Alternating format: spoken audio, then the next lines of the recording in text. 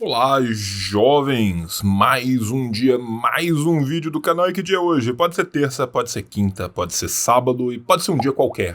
Pode ser octofeira, não sabemos. O que sabemos é que isso é um canal de YouTube. Então o que você faz? Você liga o sininho e já fica curtindo tudo, já fica preparado para os próximos vídeos. E esse canal é o fruto do trisal proibido. De quem? Eu, João, minhas redes na tela, seu Rafael Corrêa, melhor editor de vídeos do Brasil, redes de Menino Rafa pela tela inteira e Dona Nune, melhor capista, melhor artista gráfica, melhor tudo. Redes de Dona Nune. Então fique aí. No final eu volto. E quando eu voltar, vai ter milhões de cupons no paraíso do cupom. Mas antes uma coisinha. O tio sorteia 70 livros por mês. Você quer concorrer? Seja sócio aqui, entre no clube de canais e concorra ao seu livro. Alternativamente, você pode mandar acima de R$5 no Pix. Tá aqui o endereço do Pix. Beijo no teu coração. Fica com o vídeo que eu volto no final. Falha e falhará. Falha, falha e falhará. Falha, falha e falhará. Estamos ao vivo aqui para uma live especial. O tio está sendo iluminado pelo sol aí, está divino hoje. Com a sua camiseta do Mao Zedong, seu quadro do Mao Zedong e suas 3 estátuas do Mao Zedong. Eu acho que, sei lá, talvez indique algo. Eu acho que isso tem algum significado. E hoje a gente vai fazer o nosso já tradicional Pororoca de Chorume, mas com um plus. Caso vocês não saibam, 6 estados do Brasil foram atingidos por chuvas muito fortes. E o estado que foi atingido pela chuva mais forte foi o Acre, até onde me consta. O tio já fez uma arrecadação para as vítimas do Acre. E aí a gente aproveitou a nossa live em conjunto hoje para continuar essa arrecadação. Então todas as doações pelo Live Pix hoje irão para as vítimas da chuva do Acre, gente. Então nós temos aí a meta na tela, nós temos aí o QR Code de cria. E contribuam porque... Cara, são 50 mil famílias atingidas, cara. É um número muito brutal. Sim. Sabe, assim, eu venho de uma cidade que não tem 50 mil pessoas, né? Nós estamos falando de 50 mil famílias, né? Então, assim, é um número gigantesco, né? Quanto mais se a gente for pensar na própria população acreana. Sim. Né? Então, assim, foi uma chuva absurda, foi algo inesperado, pese toda a não preparação dos órgãos públicos para isso, né? Que é algo continuado no Brasil, né? Eu venho de uma área que é endêmica de chuvas e todo ano chuva acontece, nada ocorre feijoada. Nada ocorre enchente, né? Nada ocorre enchente, né, cara, ainda assim foi algo muito além do normalmente esperável. Então, assim, mesmo se estivéssemos diante de uma preparação pública para desastres que a gente não tem, ainda assim teria acontecido um desastre gigantesco. Choveu tudo assim, do mês, né, em um dia.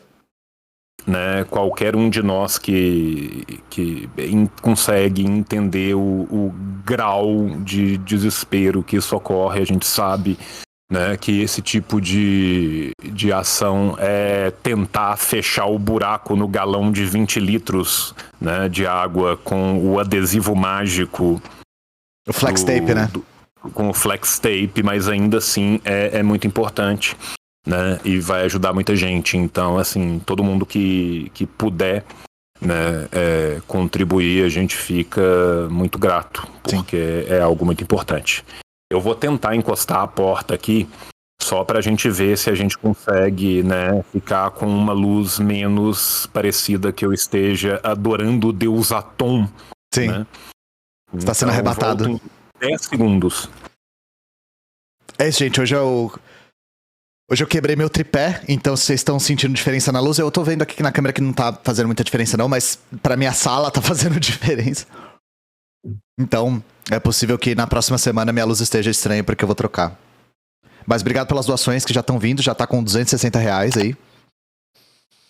E hoje, gente, quantos por cento o LivePix come? 5. Mas eu vou cobrir a porcentagem do LivePix, tá? Essa é a minha doação. Eu vou cobrir, seja lá qual for a porcentagem que ele pega. Hoje a gente vai voltar pra nossa zona de conforto, né? Também conhecido como Instituto Liberal. Por quê? Porque nós temos um artigo que envolve o velho do bigode, né, tio? Sabe o velho do bigode? Cara, O cara do bigodinho. Vários velhos, né? É. Vários velhos, né? Cada um a 80 km por hora, sendo mais rápido do que o outro, né? Então, que cara do bigodinho, Ia? Aquele cara do bigodinho, sabe? Ludovico von Mises. Mas, na verdade, o artigo é do Matheus Gonçalves. Então, nós temos aqui, né? Por que você deveria ler A Mentalidade Anticapitalista? Ian, posso só fazer um brevíssimo comentário, cara? Você pode fazer a sua breve introdução quanto você quiser, tio.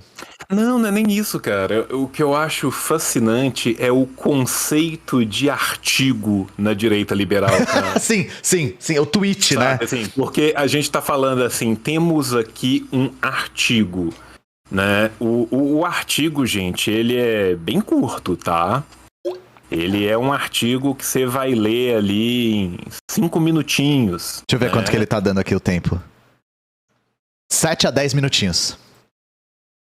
Né? Então, assim, eu sou fascinado, cara, com o conceito de artigo dessa galera, sabe, cara?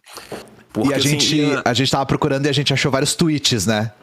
Sim, tanto que, né, a gente tá oferecendo hoje uma pequena bandeja de hors d'oeuvres, Sim. né? Porque, assim, o bicho é sempre muito pouco. É bem sabe? pouco. Assim, duas coisas me impressionam. O conceito de artigo, né? O que, por sua vez, me faz ver cada vez mais que quem tá certo de verdade são os nossos psicólogos, né? A nossa ideia de síndrome de impostor, ela só existe porque a gente tem uma preocupação com verossimilhança, uma preocupação com fontes, uma preocupação com o nosso público e com o rigor, que simplesmente não existe do lado de lá, né? Tá do lado do status quo, é maravilhoso, né?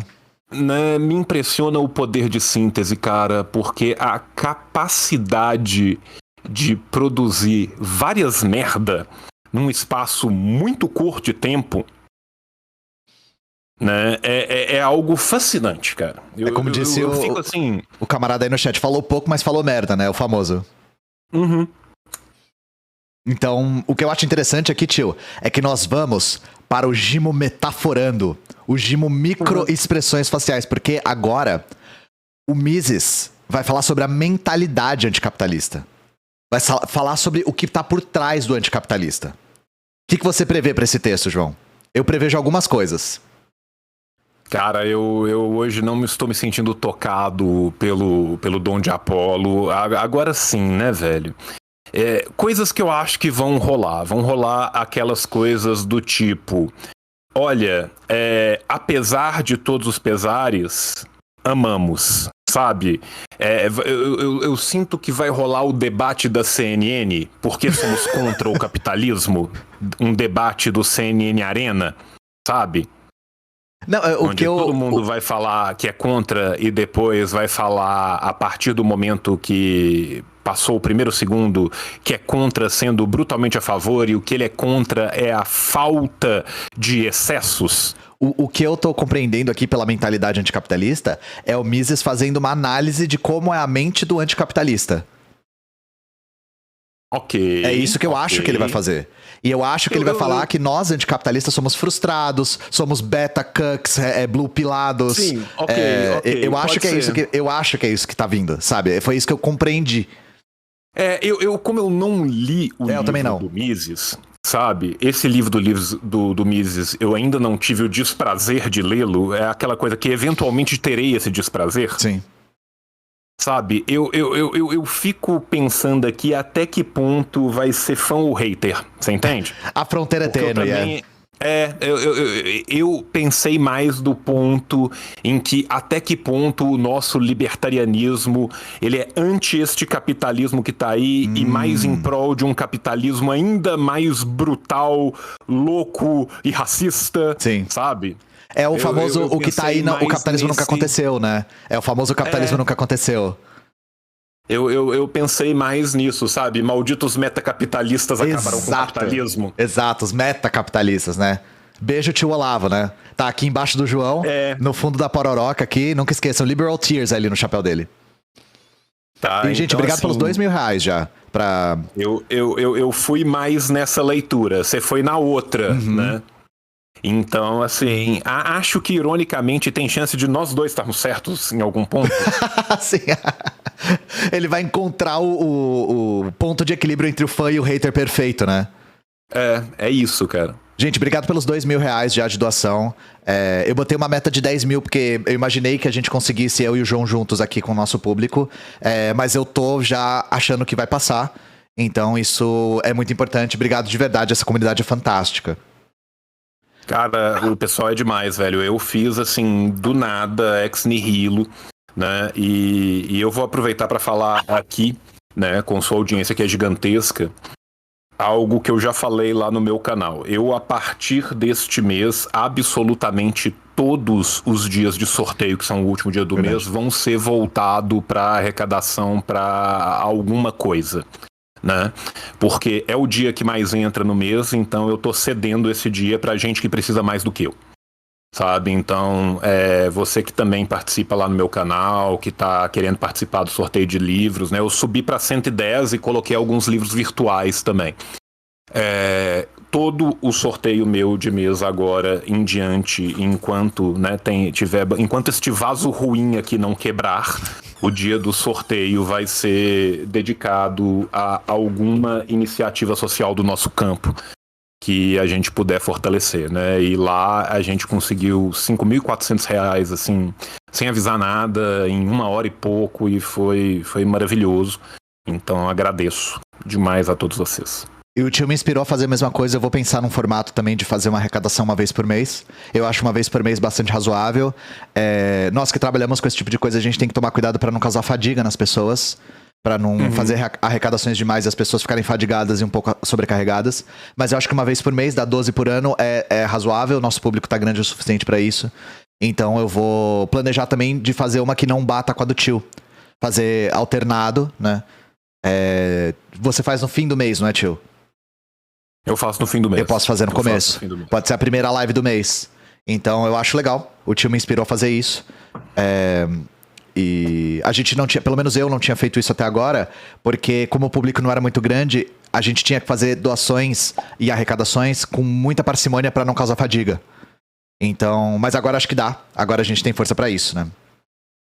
Primeiro e fim do mês fica próximo, é verdade, qualquer coisa a gente depois conversa isso, faz lá pro dia 15, entendeu? Tem que ser no meio, A gente vê como é que a gente faz, qualquer coisa a gente faz junto também e aproveita o público, entendeu? A gente vai pensar.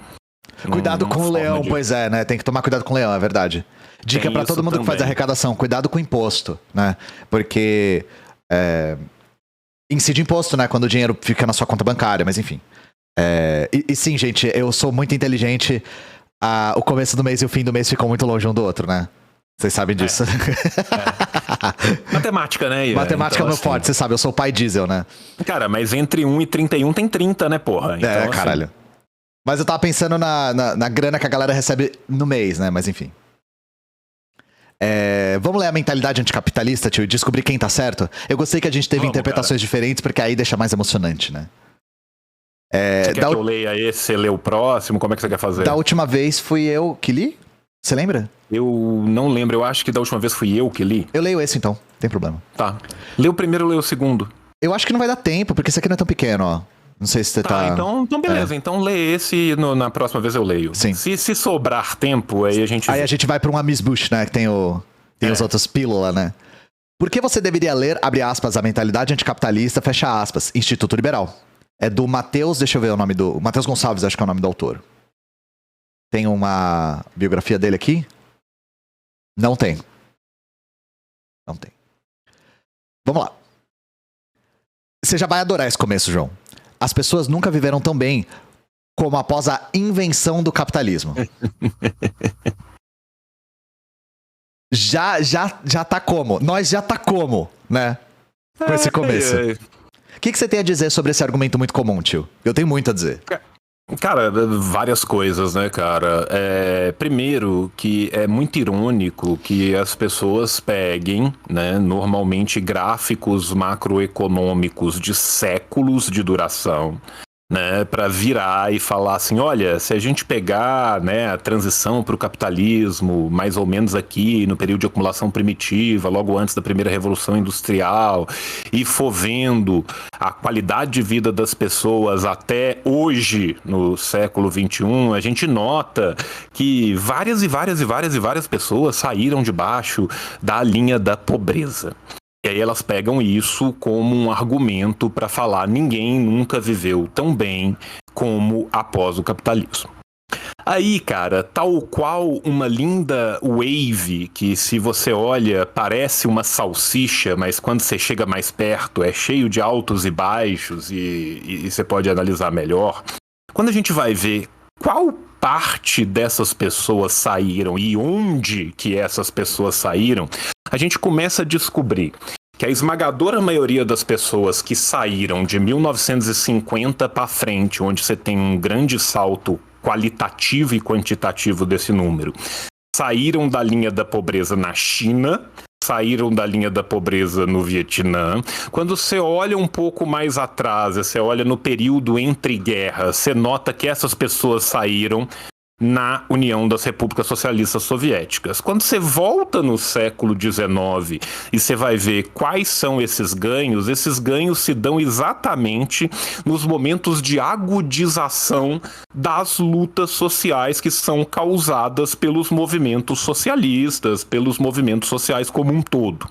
Né? Ou seja, o que você está falando, na verdade, quando você começa a analisar esse gráfico, é que quem civilizou minimamente a máquina de moer gente que é o capitalismo, na verdade foi a luta anticapitalista durante o período hegemônico do modo de produção capitalista. Né? Então, assim, esse é um primeiro fator que a gente nota. Um segundo fator que sempre é escamoteado é a ideia de que uma longa acumulação, né, de produtividade da humanidade é causada simplesmente pelo modo de produção capitalista e não, na verdade, cerceada por ele. Né? Porque o pessoal que defende o capitalismo adora falar assim, não, o capitalismo é super eficiente. Que eficiência é essa do capitalismo? Né? Quando a gente pega qualquer país que tem uma experiência socialista, independente de como essa experiência seja, a gente vê uma explosão das amarras que estavam cerceando estas forças produtivas. Por quê? Porque elas deixam de servir ao lucro. Porque elas deixam de servir a uma ótica de reprodução do capital pelo capital. Né? Não é à toa que um país que era semi-feudal, como a União Soviética, vai, num período muito curto, tá disputando, né, o auge da tecnologia global, capitaneando a conquista do espaço. Não é à toa que um país que sofreu o século da vergonha, como foi a China, que era o país mais pobre do mundo até o início da sua revolução, hoje em dia, dos 25 setores de maior tecnologia de ponta da humanidade, lidera 23. Né? Por que isso acontece? Existe um motivo pelo qual isso acontece? Existe. Né? Que é uma mudança na perspectiva de funcionamento dessas próprias forças produtivas. E aí as pessoas às vezes perguntam assim, porra, João, mas por que você está dizendo que essas coisas não funcionam? Eu vou dar um exemplo muito claro, muito fácil. Doenças tropicais. A indústria farmacêutica poderia muito bem evitar ao menos 500 mil mortes por ano por malária, podia evitar ao menos 6 milhões de mortes anuais por doenças combatíveis e não o faz. Por quê? Porque não dá lucro.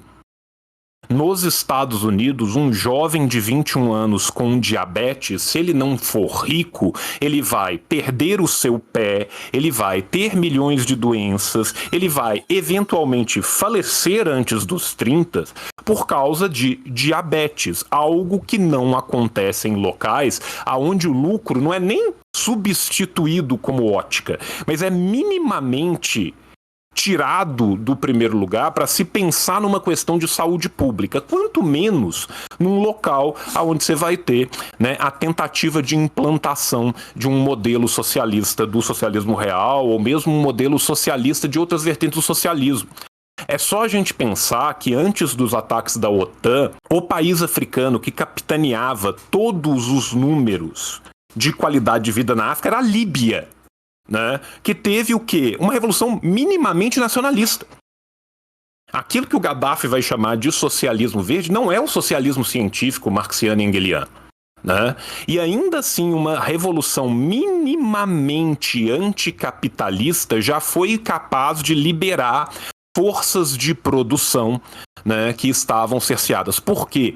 Porque quando um capitalista tem um desenvolvimento qualquer de uma força produtiva, ele não se preocupa em como que ele vai colocar esse desenvolvimento a serviço da sociedade. Ele preocupa como que ele vai proteger este desenvolvimento dos outros capitalistas do seu campo e como que ele vai extrair o maior lucro possível desse desenvolvimento enquanto ele consiga protegê-lo. Isso arrefece a força produtiva e não a libera. É óbvio que a gente não pode falar que não houve uma liberação de forças produtivas em comparação com um modelo feudal, gente. Isso é muito claro. Mas o que a gente tem que entender são os limites do modelo capitalista devido à própria ótica interna do modelo capitalista de buscar a expansão do lucro pelo lucro, de buscar a mercadorização de todas as coisas a partir da mercadorização do próprio homem. Né? Então a real é que a gente falar que as pessoas nunca viveram tão bem como após a invenção do capitalismo é uma mentira que pode ser escamoteada por meias verdades, porque gráfico e número aceita tudo. Então essa era a minha primeira intervenção. Ian, se você quiser completar o que eu não falei. Não tenho o que completar, você pegou todas os pontos importantes e, enfim... Não precisa, sabe? Eu tô numa concorrência desleal aqui, tá, gente? Eu não consigo completar o que o João fala às vezes, não tem como. Mas, enfim, eu sabia que essa primeira frase ia ser provocativa e ia dar pano pra manga. Por que eu pedi pro João falar sobre? Porque a gente ouve isso com muita frequência.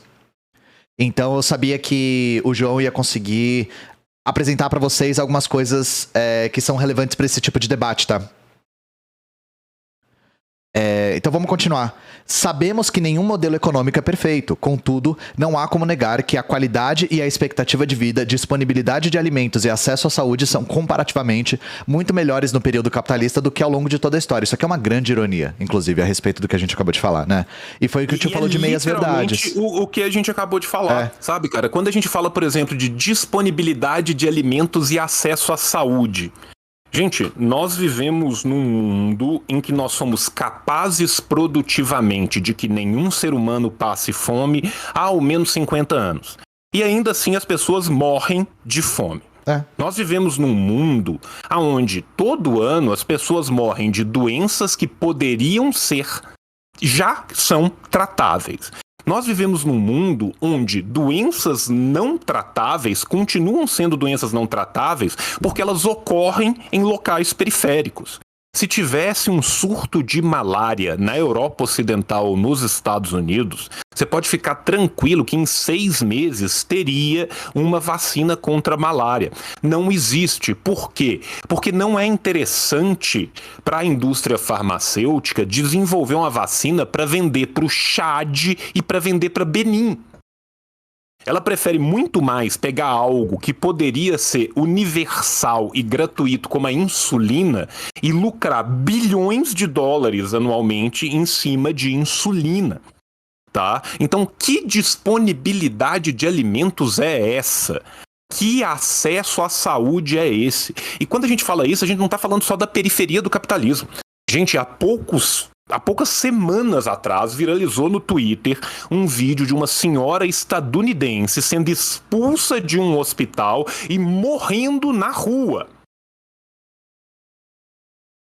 Por que essa mulher foi expulsa do hospital e morreu na rua? Porque ela não tinha dinheiro para pagar no hospital. Nós estamos falando de um país onde as pessoas se arrastam com membros fraturados até o hospital para economizar o valor da ambulância. A ambulância é $2.000, tá, gente?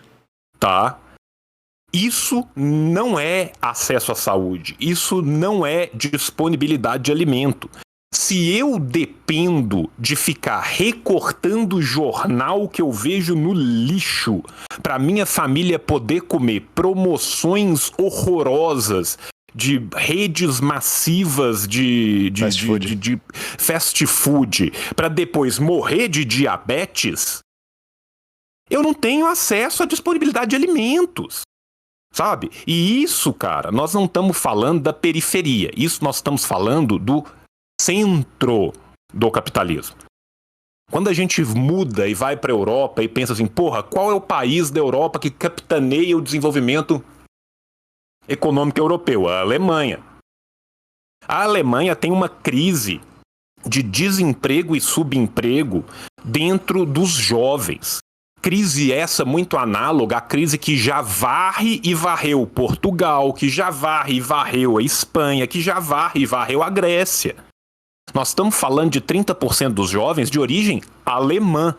Quando a gente pega os estrangeiros, a gente chega em quase 60% dos jovens até 30 anos desempregados ou subempregados. Isso é no coração do capitalismo. Aí, quando você pega um índice qualquer que parta igualmente as cabeças sem falar o quê, então você faz, por exemplo, assim, renda per capita. Ah, que linda, a renda per capita da Alemanha é gigantesca. Faz um corte nessa renda per capita por idade. Faz um corte dentro dessa idade em quem é nacional alemão e quem é estrangeiro. E aí você vai ver que o pau canta de outra forma. Usam renda per capita assim, pro Chile o tempo todo, que é uma coisa que... E pra Hong Kong também.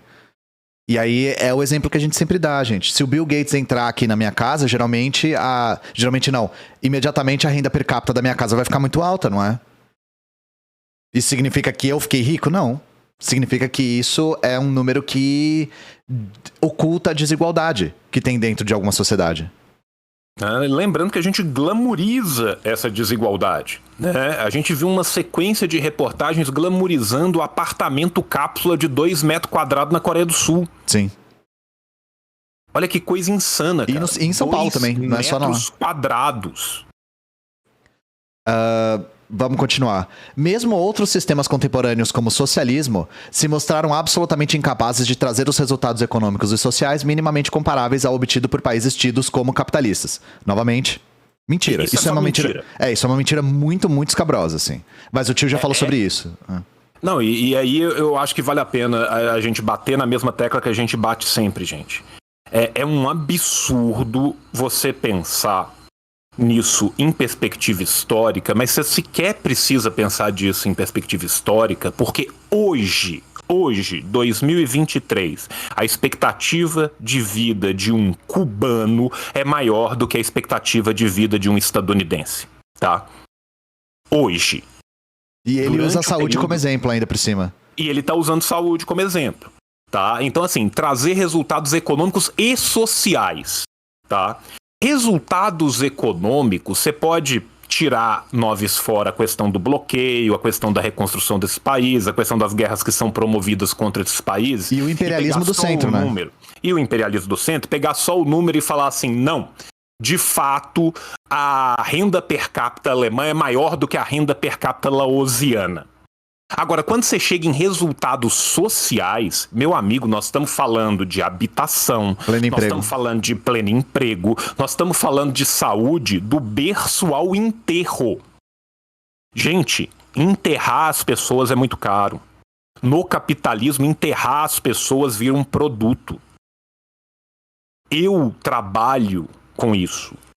O que eu conheço de casos de pessoas que estão radicadas fora do país, que são migrantes brasileiros que morrem no exterior, que têm que ser enterrados como indigentes localmente, por quê? Porque a família não tem dinheiro para trazer um corpo, porque a família não tem dinheiro para enterrar localmente sem ser indigente. Tá? Então o que nós estamos falando é que não apenas em vida, mas em morte também não há dignidade para esse corpo morto do trabalhador. A gente falou recentemente sobre a privatização dos cemitérios aqui em São Paulo e o aumento do preço para as pessoas que não têm isenção. O que o tio tá falando teve um exemplo palpável essa semana, sabe? E sim, tem o load depois, gente. Depois o João vai lá assistir One Piece e lembrando que sexta-feira eu vou lá assistir Full Metal Alchemist com o load. A gente vai de rádio pra lá. Friedrich Hayek já vai começar, né? Famoso economista e filósofo austríaco chegou a afirmar, abre aspas, se os socialistas entendessem de economia, não seriam socialistas. Ai, que petulância, né, João Carvalho? Ai, velho, é muita né? petulância, cara. E pior, sabe uma coisa que me irrita mais ainda? Não é que a gente diz que esses caras não entendem de economia. A gente diz que a economia deles tem um propósito político. Não é que eles não entendem do que eles estão falando. É que o que eles falam tem um projeto. Então, assim, menos, tá? Lacrou, pois é. Lembrando, né, que Friedrich Hayek também falou que ele preferia uma ditadura com liberdade econômica. Sim. Né? Tal qual foi implementada no Chile, né? Por isso que os neoliberais defendem tanto o Chile até hoje. Então, porque até hoje, numa era em que a informação está literalmente na palma das nossas mãos, o capitalismo continua a ser visto como um grande nêmesis da história. Eu nunca tinha visto um cara responder a própria pergunta tão rápido, tá ligado? Por que será que numa era que a informação tá na nossa mão, o capitalismo continua sendo visto como um nêmesis da história? É um mistério. Ian, tem uns negócios, cara, que chegam a ser inacreditáveis, né, cara? Eu não consigo tem nem falar, horas né? que você olha assim, cara, e você fala assim, não é possível que este homem está escrevendo isto a sério, né? Você olha e fala assim, não, isso aí é Brinks. Né? Esse cara é um grande piadista, né? Um grande comediante. Grande piadista. Né? Porque assim, não é possível, meu irmão.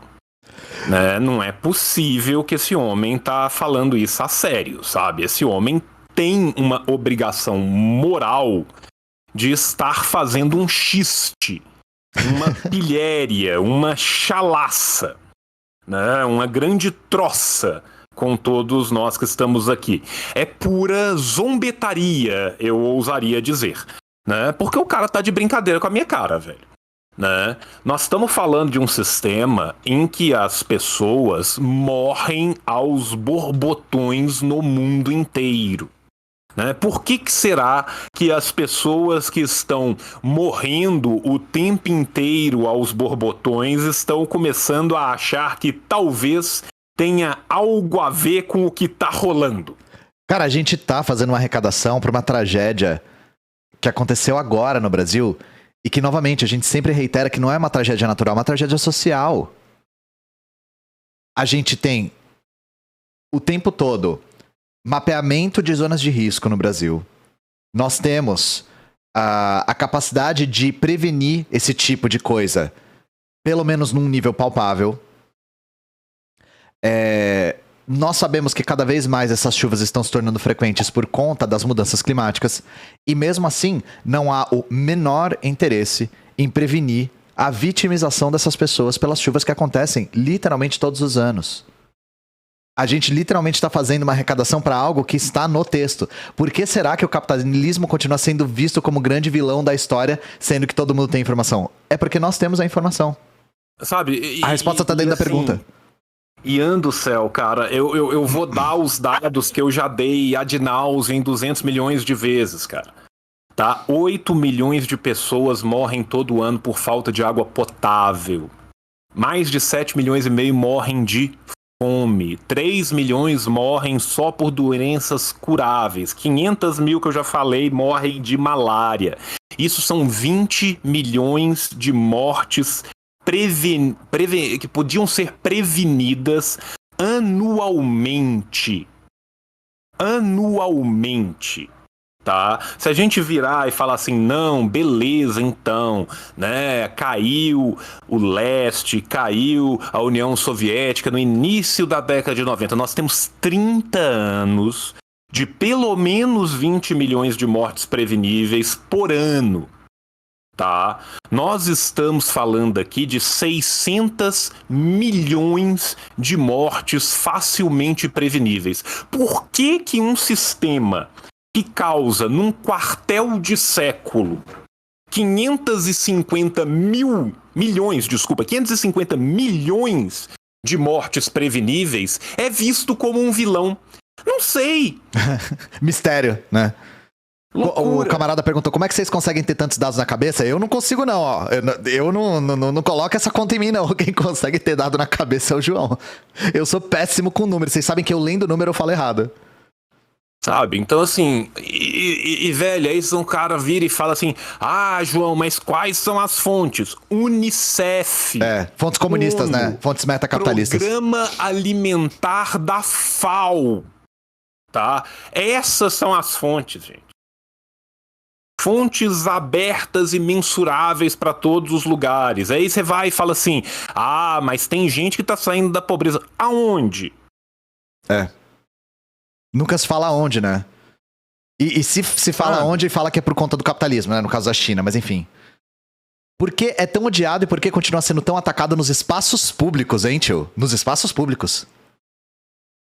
Cara, eu adoro que, assim, isso é o meme perfeito da abertura do programa. Ai, cara, eu esqueci o nome dele agora. Que tem um programa de entrevista americano, o André... Ah, o Eric Andre. Eric Andre. É, o Eric Andre. Eric Andre Show. Que é o Eric Andre tirando a arma, dando tiro no cara, maluco e perguntando por que ele fez isso. Sim. Sabe? É isso, cara. Bicho, Por que o socialismo faria isso, né? Sabe, assim, isso é uma reportagem do Instituto Liberal, que é um instituto que recebe massivo fundo vindo de indústrias particulares, vindo de beneficiários particulares para manter a ideologia do status quo. Sabe quem que mantém a ideologia do status quo? Todos os jornais, todos os grandes jornais de grande circulação, toda a mídia hegemônica. Os caras têm a seu favor, basicamente, a máquina estatal e a máquina privada do mundo inteiro. Salvo raríssimas exceções. E os caras se colocam numa posição como se eles fossem três malucos dentro de um Fiat 147 tendo que fazer uma rádio pirata. Eles se colocam como contra-hegemônicos. Sabe, eles não são a contra-hegemonia. Eles são o aparato ideológico da burguesia. Sim. É a essa pergunta que o economista e filósofo Ludwig von Mises busca responder na sua obra Mentalidade Anticapitalista, por meio de uma exposição clara e objetiva. Tenho toda a certeza que é. Você acertou, viu, Ian? Eu acertei a primeira parte, que ele ia passar um pano violento. O pano foi passado. O pano foi passado. Né? Mas você acertou o foco do livro. Sim. Tá, mesmo passados quase 50 anos da morte daquele que sem dúvida figura entre os mais importantes economistas e filósofos do século XX, num secto de malucos da internet, né? Cujas lições... assim, nem em nenhum lugar fora do Brasil esse pessoal é grande. Tá? O Mises não é relevante para a economia... Nas universidades, gente, desculpa, sabe? Não é só o Mises. A escola austríaca inteira não tem relevância nenhuma fora do seu séquito de malucos e fora do paraíso da jabuticaba. Mas segundo o Instituto Liberal, figura entre os mais importantes economistas e filósofos do século XX, né? Cujas lições... E assim, né, cara, não figura entre os economistas e nos filósofos, então... Menos ainda, nos filósofos menos ainda. Cujas lições tantas décadas depois continuam extremamente atuais, especialmente nesse momento de transição de governo e de política econômica. Não sei que momento ele tá falando, mas enfim. Eu acho que o artigo é novo, acho então que é do Lula, de alguma forma ele consegue pôr o pé em cima da mesa e perguntar, e o PT? E o PT, né? E o patê? A obra é dividida em 5 pequenos capítulos, tenho certeza que são pequenos, que procuram, através do estudo das ideias contrárias, expor como pensam os críticos do capitalismo. Aí, ó, é o que eu falei mesmo. Demonstrando ainda os equívocos cometidos pela sua linha de pensamento. No seu primeiro capítulo, denominado, abre aspas, as características sociais do capitalismo e as causas psicológicas do seu descrédito, o cara vai metaforar, segura ele, tio. Mises procura em 9 tópicos contextualizar como o sistema capitalista funciona na sociedade moderna e quais as causas por trás da reação negativa de determinados grupos. Eu tô começando a ficar com vontade de ler esse livro, sinceramente. Cara, eu também, tá? Porque, assim, você já imagina, Ian, quais são os determinados grupos? Anticapitalista, Sabe? PDF. Eu tenho certeza, cara, que, assim, por que os pobres que nós esmagamos não gostam de ser esmagados? Você tá vendo a tela? Eu tô procurando a mentalidade anticapitalista em Já PDF achei. pra mim, cara. Ah, você já achou? Você já abriu agora eu vi. Capítulo 1. As características sociais do capitalismo e as causas psicológicas do seu descrédito. O consumidor soberano. A premência do aperfeiçoamento econômico. A sociedade de status e o capitalismo. O ressentimento da ambição frustrada. O cara é Cuck Blue Pill, eu falei. O ressentimento da ambição frustrada. O cara não nasceu herdeiro. Exato. O ressentimento dos intelectuais. Ah, esses intelectuais malditos. Sim, A foda. tendência anticapitalista dos intelectuais americanos. O ressentimento dos trabalhadores de colarinho branco. O ressentimento dos primos. O comunismo da Broadway de Hollywood, João Carvalho. Caralho. E Ian, nós temos uma leitura pro clássico. Pronto, velho. Lê classique esse aqui, velho. Vamos ler depois um pouquinho. Porque são micropílulas de gimo aqui. É o gimo concentrado aqui. Gimo em pó, desidratado. Adicione água. A indústria comunista de Broadway Hollywood foi boa pra caralho, né? Vou até deixar aqui, ó. Ressentimento dos primos. O que quer dizer com primo? Você já sabe qual vai ser o texto do Classics, né? O comunismo da Broadway de Hollywood. Tem meia página, João. Dá pra gente ler hoje só pra fazer o amuse-bouche, assim. Mano do céu, cara. Ele começa trazendo o conceito do consumidor soberano, característica essencial do capitalismo moderno. Esse conceito é importante para fixar a ideia central do capítulo, que é justamente estabelecer que no sistema capitalista o que vale é aquilo que o homem, o povo, na sua acepção mais básica, valoriza. Pô, o povo valoriza não morrer de fome. Eu acho que nós temos um descompasso aí, né? Ian, me conta uma coisa. Você acha que o povo valoriza ter paz, pão e terra? Né? Ou tô achando que sim. O povo valoriza a soberania de poder dormir ou não embaixo de uma ponte? A liberdade, né? Plena de poder escolher dormir debaixo da ponte. E eu adoro a ideia de o consumidor soberano. Me conta uma coisa, a mãe que tá chorando porque fecharam o lixão aonde ela pegava a comida das suas filhas, e isso, gente, é uma reportagem do Brasil de 2022, qual que é a soberania dessa mãe? Qual a soberania da consumidora. Dos 116 milhões de consumidores que não têm segurança alimentar. Só no nosso país em 2023. Qual que é a soberania dessas pessoas? Sim. A mudança, a mobilidade social é uma constante no capitalismo. Não é. E não o status. E como essa resposta nem sempre agrada alguns grupos, nasce o sentimento de inveja desses blue pill beta, né, Cuck, que rodeia o argumento anticapitalista. É isso. Isso aqui é a mesma coisa que um texto que a gente leu com a Carol Sardá sobre feministas. Que é uma análise de, feministas são frustradas e invejosas. É a mesma coisa, sabe? Os caras tentam encontrar na psique das pessoas a resposta de por que a gente, com uma tonelada de evidências, acha que o capitalismo é o nêmesis da sociedade. E por que é? É porque vocês que estão na base da pirâmide sentem muita inveja de não ter nascido faraó. Sim. Tá? O problema é o faraó ser considerado um deus e poder dispor ao seu bel prazer da vida de todos aqueles que estão abaixo dele, ou o problema é que todo mundo tem inveja de não ser faraó? Pois é. E uma coisa que é interessante, João, a gente o tempo todo fala que a análise do Marx não parte de um juízo de valor, né? Sim. A análise do Mises é só juízo de valor. Sim. Não tem nada para além de Gente, juízo de valor. Isso é que é impressionante, né? Inclusive, assim, você lembra, eu não lembro agora qual texto que foi que a gente fez, que a gente voltou no quanto que é tardo medieval o pensamento dessa galera, Aham. né? Por quê? Todos, né? Porque É eles- frequente isso. Porque eles são aristocratas. Sim. É privilégio de nascimento mesmo que eles É defendem. privilégio de nascimento. É um quesito aristocrático. Ele falar que não é o status da pessoa que importa não resiste a 5 páginas de qualquer outra obra do próprio Mises. É. Tá? O próprio Mises defendendo, né, a salvação que os fachos trouxeram para a Europa contra o comunismo, fala em aristocracia o tempo inteiro. Uhum.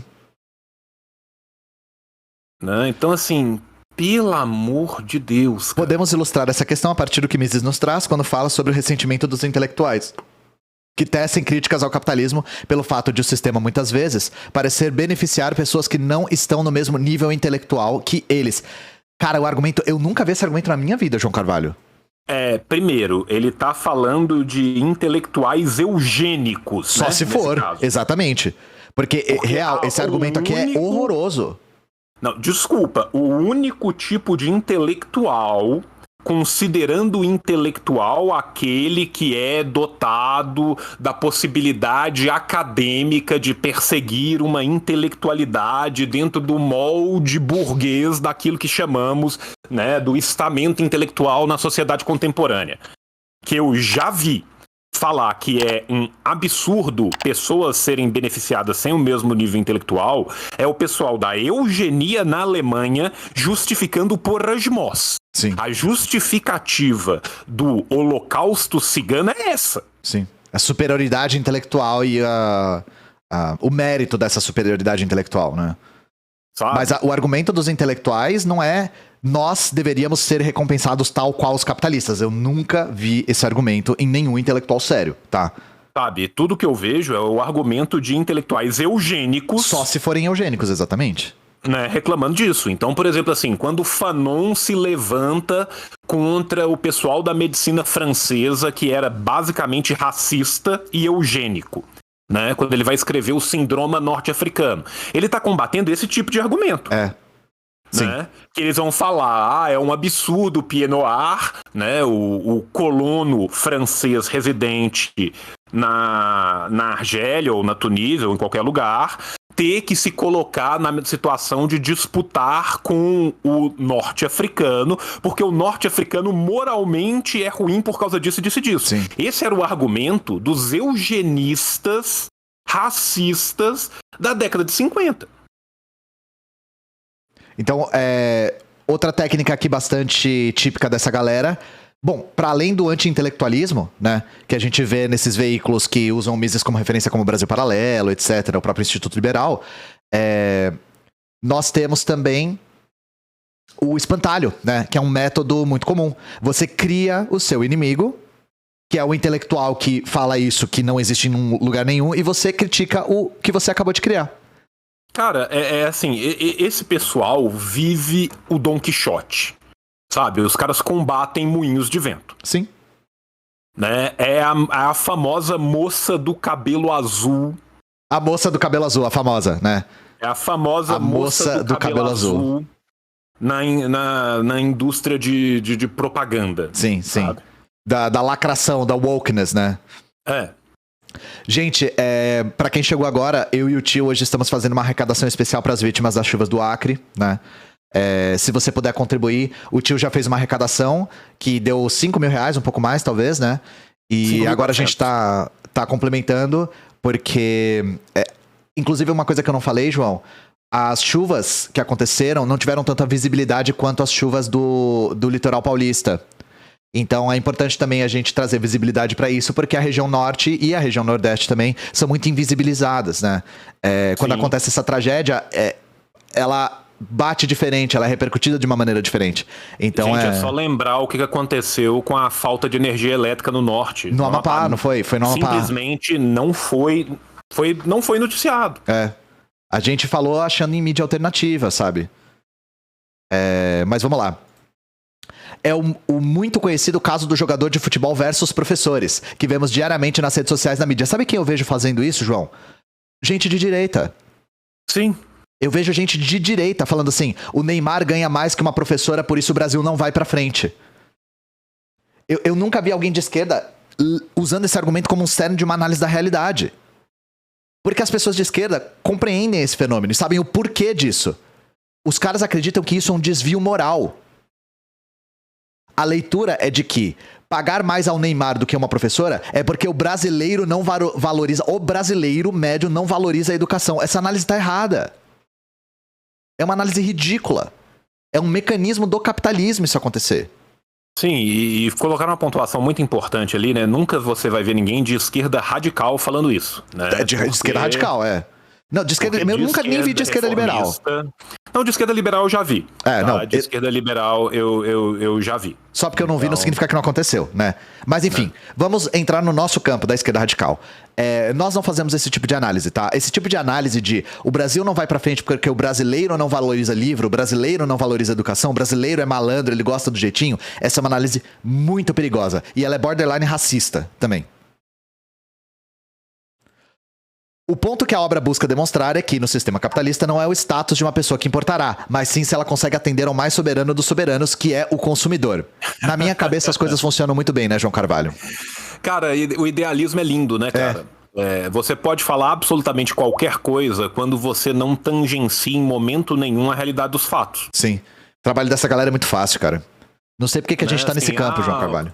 Sabe, tipo assim, o consumidor é o soberano dos soberanos. Deve ser por isso que agora o leite condensado é uma mistura láctea maluca que custa o mesmo preço. Sim, a soberania do consumidor. Né? Deve ser por isso que todos nós, pelo menos uma vez por semana, eu pego um avião pra fazer um bate-volta em São Paulo e te dar um abraço. Porque a passagem caiu tanto depois que eles pararam de cobrar a mala, né? Porque o consumidor é soberano. Sim. O consumidor é totalmente soberano. Tá? Então, como eles querem atender muito o consumidor, o que eu faço? Uma quarta-feira à tarde que não tem nada, eu saio correndo, pego um avião, dou um abraço no Ian e volto. Não, melhor ainda, João. Você pega o trem, né? De Minas para São Paulo. O trem de alta velocidade, você pega o famoso trem, né? Que o famoso trem Rio-São Paulo, o famoso trem São Paulo-Minas, né? Que porque todo mundo sabe que a soberania do consumidor é o que reina no capitalismo. Já o segundo capítulo da obra, denominado A Filosofia do Homem Comum, busca demonstrar que, muitas vezes, o senso comum experimenta o desenvolvimento tecnológico como uma consequência fatal e natural do progresso das ciências naturais, desmerecendo a contribuição do capital. Lembra o que a gente falou? Cara, assim, João, eu sei que isso aqui é gatilho, mas fetichismo do capitalismo pouco, né?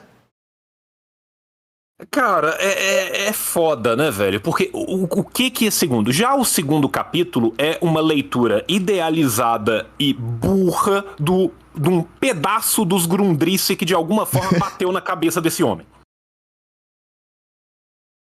Né? É isso que ele tá falando. Tá? Porque assim, bicho, é difícil demais, cara. É difícil demais. É só a gente pensar, gente, esse argumento em outro modo de produção. Tá? É só a gente pensar esse argumento em outro modo de produção. Às vezes, quando a gente está inserido numa coisa, fica mais difícil de ver. Quando a gente se afasta um pouco, fica mais claro. Né? É a mesma coisa você virar e falar assim, já o segundo capítulo da obra, denominada Filosofia do Servo Comum, busca demonstrar muitas vezes o senso comum, experimenta o desenvolvimento tecnológico do feudalismo como uma consequência fatal e natural do progresso das ciências naturais, desmerecendo a contribuição do feudalismo. E aí você vai falar assim, o servo não está pensando tanto que é melhor, né? Sulcar a terra do senhor enquanto ele paga sua corvéia ou apanha com um arado amarrado num boi. Isso consegue demonstrar o ridículo da situação, né? Esse fato faz com que o homem comum ignore fatos como os descritos no início desse texto e tenha mais propensão a se voltar para argumentos moralistas invocados. Meu amigo, o cara está acusando os críticos do capitalismo de serem moralistas. Muitas vezes por líderes populistas e até mesmo por ditadores. Não à toa, pode-se observar uma relação direta entre o desconhecimento por parte da população sobre os motivos que levaram os países que apresentam os mais altos índices de desenvolvimento humano, que são todos capitalistas e imperialistas, e a desfrutarem do seu sucesso e a propensão de um povo a se voltar para ditaduras. O que... Propensão de um povo. Olha isso. A propensão de um povo, Propensão de um povo a se voltar É muito pra ódio ditadura. ao pobre, né? É muito ódio ao povo. Cara, isso é eurocentrismo com orientalismo, Sim. com colonialismo, com imperialismo, com racismo. O povo é... Pouco racista. O povo livre, eslavo, ele vai ter propensão ao populismo e à ditadura, sabe? Sabe, é aquilo. O povo eslavo é propenso naturalmente Ao despotismo. à ditadura. Por que ele é propenso ao despotismo? Porque ele é miscigenado com o povo mongol Olha só. na Ásia Central. Não é à toa, gente, que nós vimos ilustrações Quem tá do falando isso Putin aqui, gente, como Gengis não Khan. sou eu. Né? Essas ilustrações do Putin como Gengis Khan voltam no Lothrop Stoddart, voltam no Gobineau Sim. e voltam no Reich. Sabe? É uma coisa, cara. Sim. E lembrando que o conceito de orientalismo ele pode ser aplicado para as Américas também, dependendo do contexto, né? Porque ele é mais um conceito. O conceito de orientalismo ele tem pouco a ver com a história do Oriente, tem mais a ver com a história da Europa, gente. Então, se vocês quiserem compreender melhor, tem o livro do Edward Said que ele conceitua o que é orientalismo e que pode ser também aplicado à nossa leitura do Caribe e da América do Sul, por exemplo. Sim. O que, além de afetar economicamente os respectivos países, propaga maior subdesenvolvimento e estanca o constante processo da geração de riquezas do sistema vigente. A gente já comentou isso aqui ad nauseam, né? Sim, cara. Agora, olha o que o cara fala, cara. A propensão de um povo Isso é um absurdo, para a ditadura propaga subdesenvolvimento.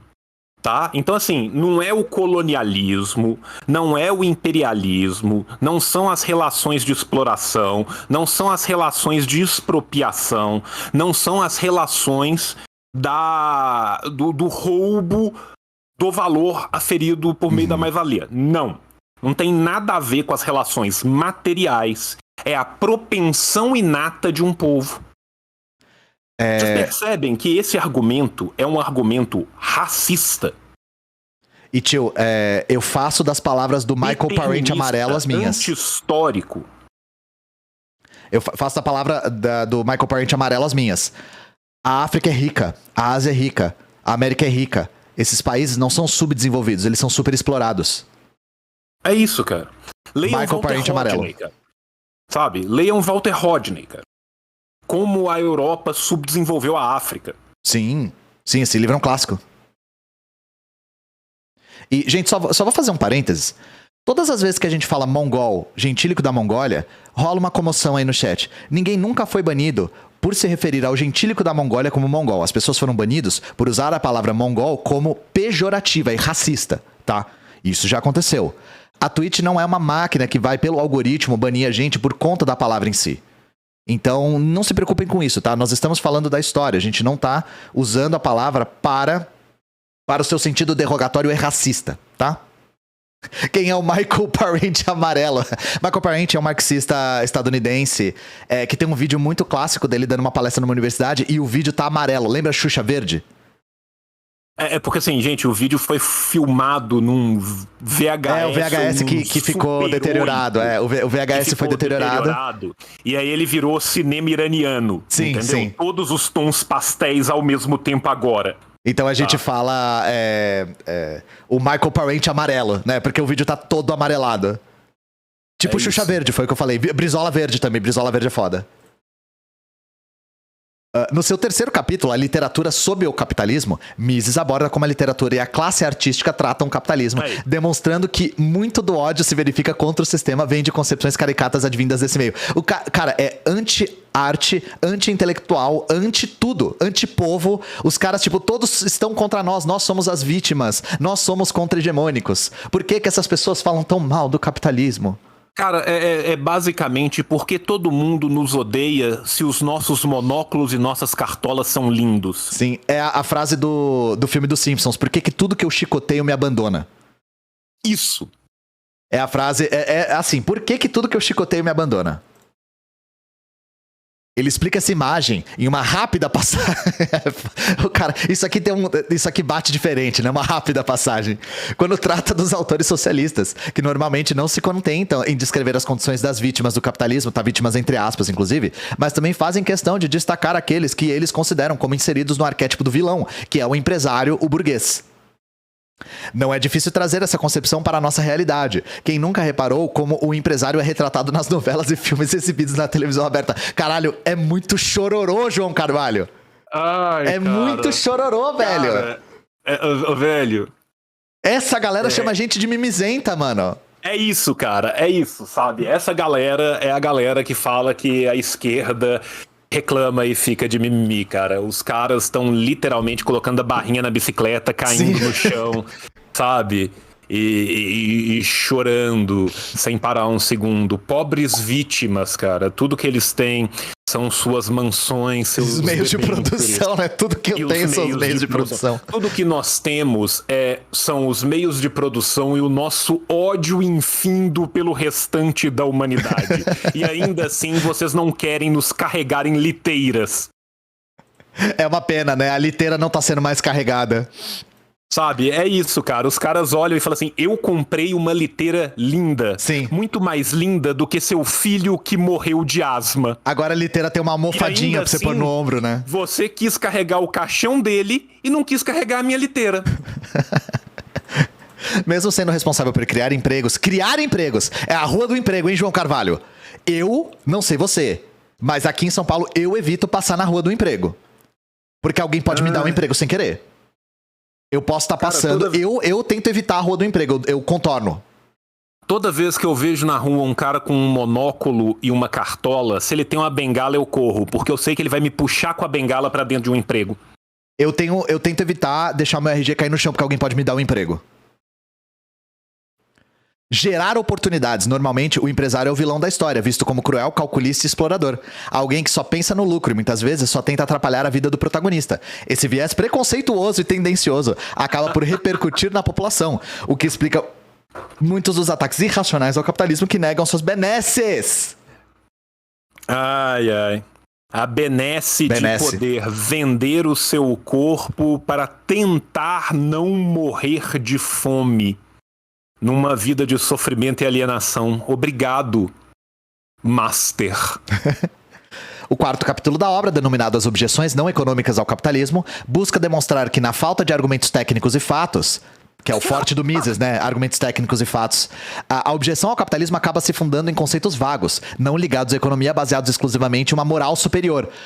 Cara, João, não dá pra inventar isso aqui. Como o argumento da felicidade, o materialismo e o preconceito burguês da liberdade. Cara, como o argumento da felicidade, as pessoas não estão felizes trabalhando 18 horas por dia em condições subhumanas. É um argumento muito abstrato, né? Não econômico, né? Abstrato. Não, e inclusive o argumento não econômico do materialismo. Eu não saquei o do materialismo. Tá, como o argumento do materialismo, que as condições materiais em última instância determinam a vida humana. Eu não acho que, aí sendo... assim, o advogado do diabo, eu não acho que por materialismo ele tá falando do materialismo histórico dialético aqui. Não tá. Eu acho que ele tá falando do consumismo. Sim. Eu acho que ele tá falando de consumismo aqui.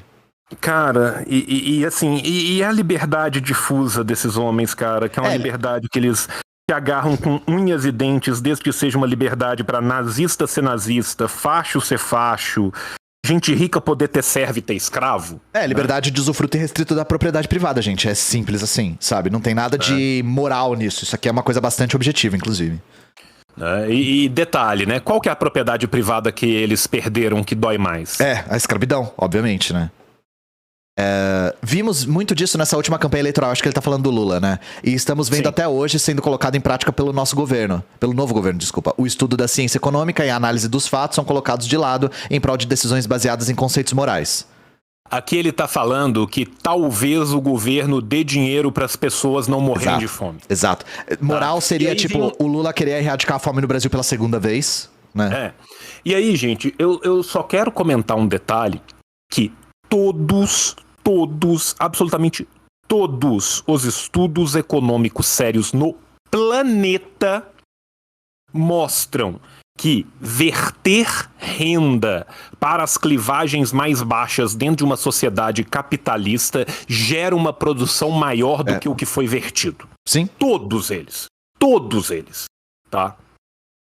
Em qualquer lugar do mundo, em qualquer lugar que teve um estudo sobre qualquer outro lugar ou sobre o mesmo lugar, onde foi visto programas de transferência de renda, sempre restou provado que o programa de transferências de rendas gerou um acúmulo maior na sociedade do que aquilo que foi transferido.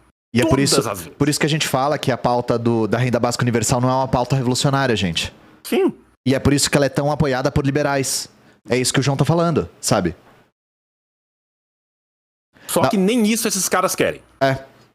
Na falta de argumentos e soluções lógicas para lidar com complexos problemas econômicos, lideranças populistas buscam culpar o modelo capitalista pela sua falta de compaixão. Novamente, argumento que eu vejo muito pouco, né? Na esquerda radical, inclusive, zero. E se utilizam da adjetivação para impor as suas próprias políticas econômicas. Acuse-os do que você faz. Exatamente. Chame-os do que você é.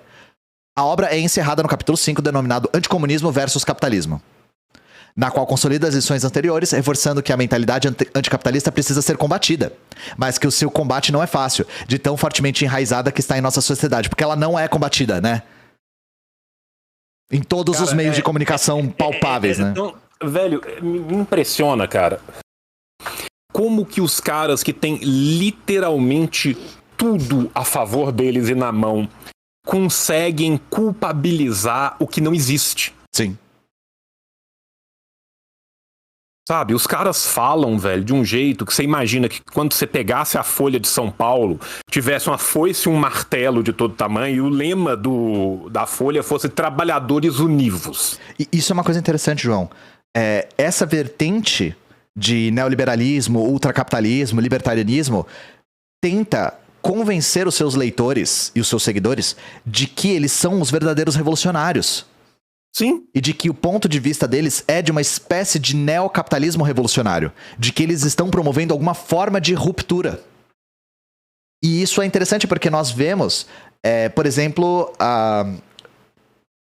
isso tragando pessoas que acabam comprando o discurso de um bolsonarismo radical, de um bolsonarismo revolucionário, né? Do trumpismo, falando que o trumpismo é um novo punk rock. Já ouviram isso? Sabe?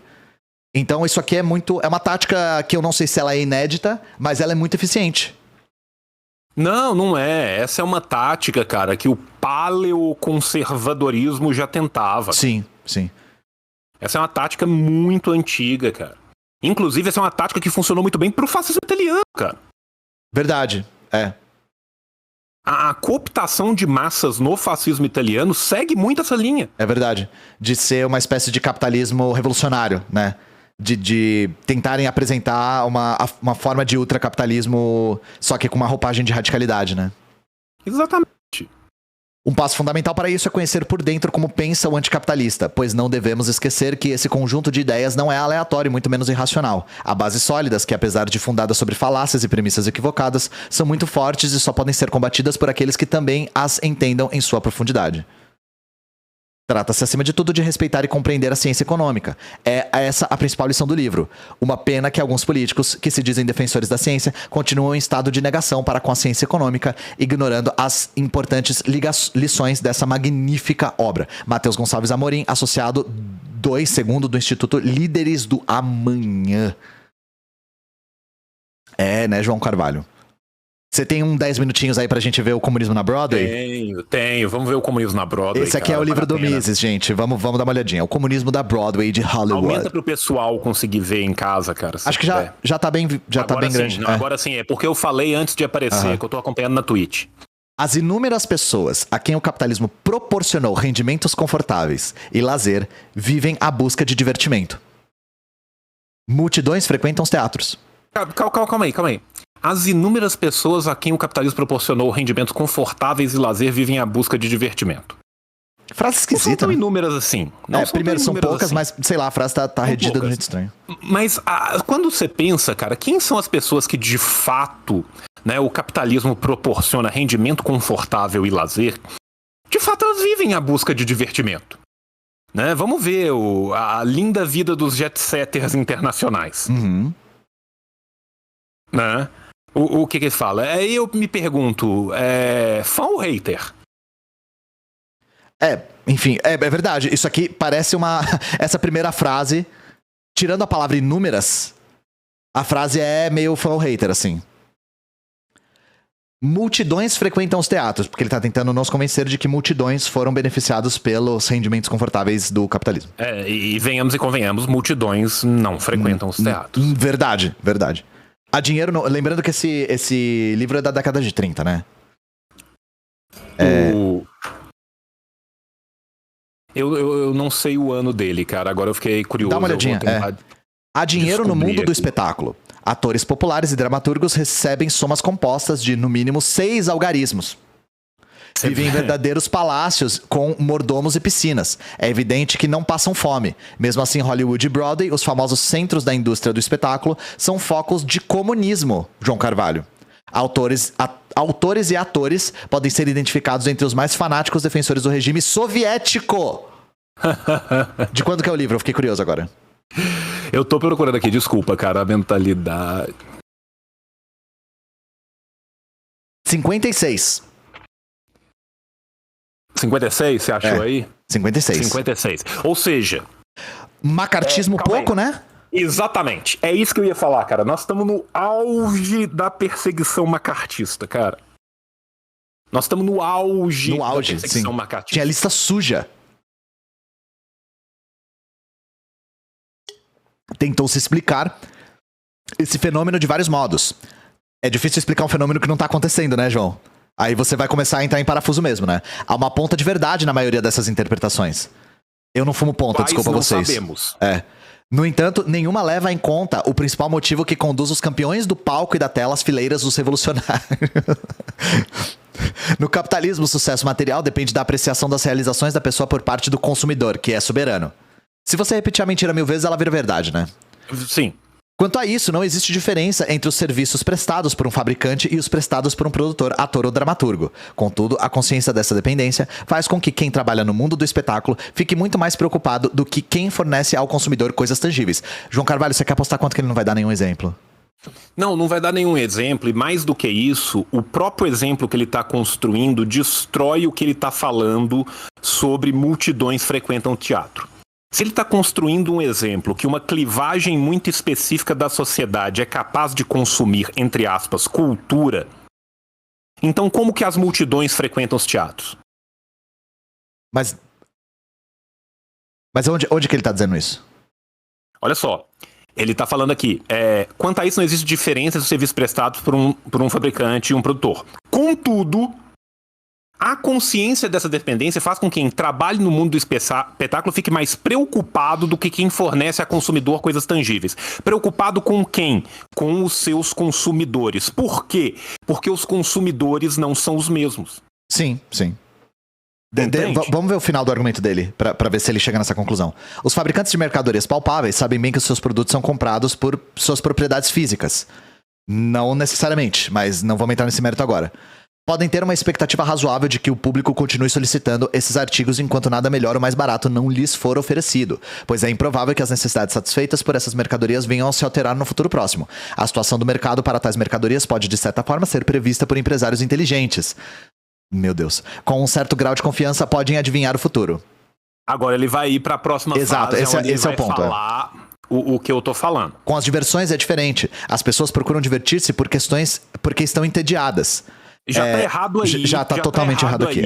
Já tá totalmente errado aí, mas ainda assim ele tá colocando que com as diversões é diferente. O que ele tá falando? O que ele tá falando é que o cara que vende um prego sabe que as pessoas vão precisar de um prego. E quando eu precisar de um prego, eu vou procurar um prego e vou comprar um prego, a não ser que tenha um prego mais barato pra eu comprar. O cara que consome entretenimento é diferente. Uhum. Porque consumir entretenimento ou não é diferente de eu pregar a madeira do meu barraco que está deixando o vento entrar. Ele vai dar agora um argumento moral e falso, mas ele já prenunciou o argumento verdadeiro, que é o consumo de cultura não é um consumo de massa. Sim. Mas ele justifica como as pessoas consomem cultura porque estão entediadas. argumento um pouco simplório para consumo de cultura, né? É impressionante como essas pessoas da escola austríaca acham que a sociedade é simples. Ele se questiona se as pessoas podem consumir cultura. A capacidade de poder consumir cultura, né? Em momento nenhum ele tá virando e falando assim, o cara que trabalha... É só uma questão de vontade, né? É só uma questão de ter ou não 8 vontade. horas por dia, demora 4 horas para se deslocar. Ele pode consumir cultura? Qual cultura que ele pode consumir? Quando que ele pode consumir? Ó, João, tô Quem chamando a mora gente num de lixo bairro- contextualista, hein? Eu acho que eles estão certos. Eles estão certos. Quem mora num bairro operário frequenta o teatro, Uhum. dependendo do teatro, ele consegue entrar com as roupas que ele possui? Nada aborrece tanto as pessoas quanto o divertimento com o qual já estão acostumadas. A essência da indústria do espetáculo é a variedade. As pessoas aplaudem mais o que é novo e, por isso mesmo, inesperado e surpreendente. São extravagantes e volúveis. Desprezam hoje o que apreciam ontem. O magnata do palco ou da tela deve sempre temer os caprichos do público. Novamente, ele tá tentando construir a ideia do consumidor como soberano. E o que é... baseado em vários nada. Não, gente, eu só vou dar um exemplo real. A essência da indústria do espetáculo é a variedade. João Carvalho, como é o cinema hollywoodiano contemporâneo? Cara, não é o cinema Hollywood contemporâneo, cara. É o cinema Hollywood pronto, né? É o cinema como mercado ponto, cara. A formulariedade é fundamental. Pensa na O que Disney, é gente. um Pensa na Marvel. sitcom? O que é um Sitcom. enlatado? Sabe? As séries são produzidas dentro de uma fórmula. As novelas são produzidas dentro de uma fórmula. Sim. O pessoal fala do MCU aí, que eu sempre leio o meu cu, né? O meu cu é um exemplo, cara. É a fórmula de novo e de novo. Pensem na Disney. As pessoas literalmente estão consumindo o que já consumiram com os filmes da Disney. É Gente, remake só do Rei pensar em Leão, é remake franquia da... de jogo de... É Call of Duty, de né? Que sai todo esporte. ano. É Madden. Franquia de jogo de esporte, é Madden, é FIFA, é International Superstar Soccer e o cara 4. Isso aqui é bobagem. Isso aqui só entra em choque com uma coisa chamada realidade. E não precisa ser um acadêmico pra saber disso. Isso aqui é impressionante. Todo mundo sabe que a indústria é extremamente repetitiva. A indústria da música é extremamente repetitiva e formulaica. Sim. Olha só, pode acordar hoje rico e famoso e no dia seguinte ser esquecido. Sabe muito bem que dependente totalmente da fantasia e da simpatia de uma multidão sequiosa por distração. Parece que ele tá misturando o artista com o empresário, um pouco aqui, né? Sim. Vive ele ansioso, como arquiteto da peça de Ibsen. Teme os desconhecidos que acabam de chegar, os jovens dispostos que o suplantarão na opinião do público.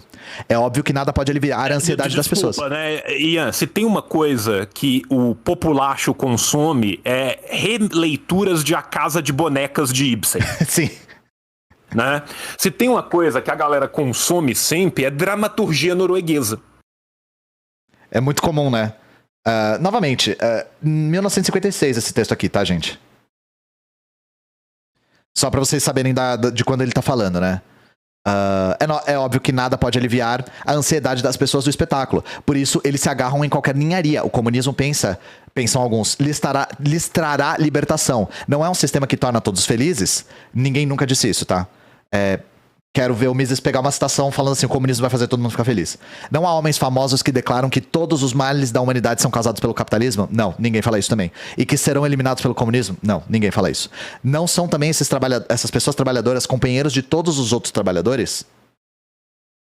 Isso tudo aqui é uma grande bobagem, um grande espantalho, tá, gente? Esse tipo de essencialismo aqui, de todo mundo vai ser feliz, não vai existir mais problema, todos os males da sociedade são do capitalismo. Não, ninguém fala isso, principalmente nós da esquerda radical, tá? Pode-se supor que nenhum dos comunistas de Hollywood e da Broadway jamais tenha estudado as obras de qualquer autor socialista e menos ainda uma análise séria da economia de mercado.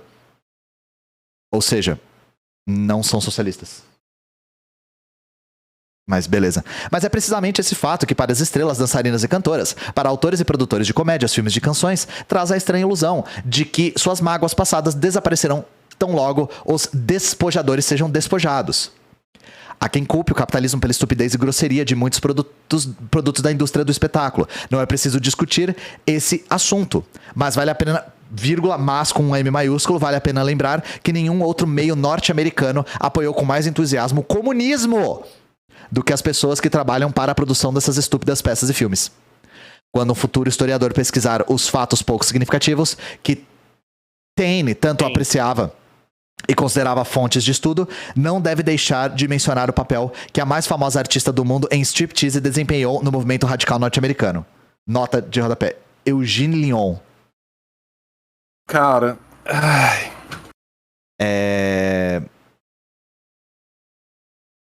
O que a gente acabou de ler? Cara, assim, ele mistura a indústria com os artistas, ele mistura os produtores com os atores e ele cria o quê? Um espantalho. Muito ruim, mano.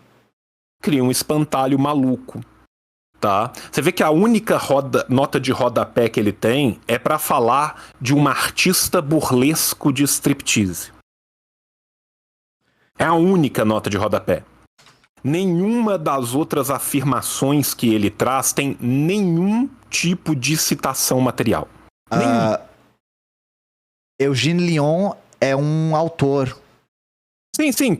Conforme Eugene Lyons, ponto C, que já deve ter citado anteriormente, página 293. Ou seja, vai ser o livro do Eugene Lyons, aonde em algum momento ele vai falar que uma artista de entretenimento burlesco, entretenimento adulto, era marxista.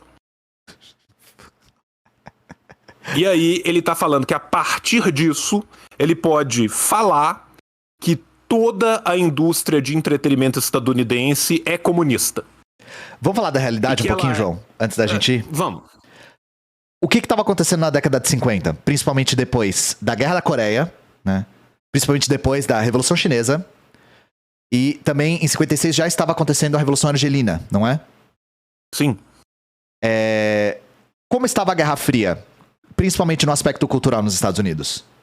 Nunca dantes tão forte. Nós estamos falando do período do auge da perseguição macartista dentro dos Estados Unidos. Nós estamos falando do período de guinada à direita dentro do modelo estadunidense. Nós estamos falando do período de escalada retórica e prática da Guerra Fria. Joseph McCarthy era um senador estadunidense que era um ferrinho anticomunista e que elaborou a famosa lista suja dos comunistas e que o nome dele batizou a perseguição a todos os elementos subversivos, inclusive pessoas foram perseguidas, exiladas, perderam seus empregos e ficaram marcados. Muita gente teve a vida arruinada. E para além disso, nós estamos falando do momento em que a CIA começa a internacionalizar suas operações, a começar da Nicarágua na América Latina. Sim, a Nicarágua foi a primeira, né? Nós estamos falando exatamente do momento onde o Departamento de Estado começa a capitanear uma política intervencionista forte e brutal a partir do momento da capitulação do Khrushchev. O Khrushchev propõe uma distensão e o Departamento de Estado estadunidense fala: beleza, tem sangue na água, é sinal de fraqueza, vamos pra cima. Né? Então essa Guerra Fria, ela é também uma Guerra Fria cultural. Nós estamos falando do momento do maior recrudescimento dessa Guerra Fria cultural. Nós estamos falando do momento onde o Departamento de Estado estadunidense começa a injetar vultosas somas de dinheiro em propaganda no mundo inteiro. Propaganda cultural, que vai ser feita por meio de livros, mas que também vai ser feita por filmes, que vai ser feita por séries, que vai ser feita por rádios. Né? Com o suporte dos países colonialistas. Nós estamos falando de um momento de reaproximação dos Estados Unidos com a França colonialista, de reaproximação dos Estados Unidos com Portugal colonialista, de reaproximação dos Estados Unidos com todo e qualquer império que tivesse colônias no terceiro mundo. França essa que outrora os Estados Unidos tinham combatido no Sudeste Asiático, não é? Né? Então, assim... E dando um exemplo só, gente, a Guerra da Coreia tinha acabado e no momento da Guerra da Coreia havia uma quantidade muito grande de propaganda que era veiculada no território do norte e uma dessas propagandas era de turismo sexual. Eu não sei se vocês já viram, mas os norte-americanos jogavam panfletos na Coreia Popular, na região norte da Coreia, né? Dizendo que se eles viessem para o sul, se eles debandassem para o sul, eles teriam mulheres, digamos assim, disponíveis. Se é que vocês entendem muito bem, né? Então, é só um exemplo para mostrar como esse é o pior momento. E ele fala uma coisa estúpida no momento mais estúpido da história para falar aqui. Falando sobre Hollywood, falando sobre Broadway, né? Sabe, assim, é um negócio de doido, cara. É um negócio de doido. Gente, obrigado pela doação, tá? A gente arrecadou aí R$4.536. Se vocês quiserem dar uma última doaçãozinha aí, ainda tem tempo. Vou trocar a tela aqui. Mas obrigado de verdade pra todo mundo que doou. Se vocês continuarem doando quando eu estiver offline, eu vou continuar contabilizando aqui, tá? Beijo no coração de vocês. Demais, né, gente? Todo mundo que tá doando aí, agradecer demais a todos vocês, cara. Obrigado. Se vocês continuarem doando mesmo quando eu estiver offline, vai estar aqui, tá? Vai continuar contabilizando. E aí, no meu Instagram, eu presto contas, tá? Quando eu fizer a doação, eu mostro o recibo pra vocês. Beijo. Pra quem quiser saber, a minha prestação de contas eu fiz no Twitter. Tá. Porque é a rede que eu tenho mais gente. Fiquem bem e nos vemos na quinta-feira.